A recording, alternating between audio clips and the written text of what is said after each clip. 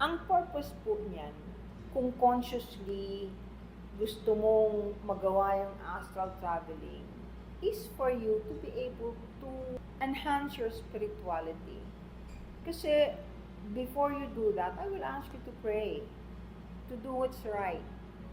You will be able to see things that you wanted to see na hindi mo kailangang magbayad ng pamasahe. I mean, makakapasyal ka kung saan-saan. Ngayon, ang nararating lang ng mga nag-astral travel na consciously, ibig sabihin na alam nila na ginagawa nilang mag-astral travel, ay yung kakayahan ng kanilang enerhiya. Hindi po yung ibig sabihin pag natuto kang mag-astral travel, pwede ka nang pumunta sa lahat ng lugar, katulad ng Akashic Records. Hindi po. Depende kung anong klaseng pagkatao at grado meron ng iyong kaluluwa.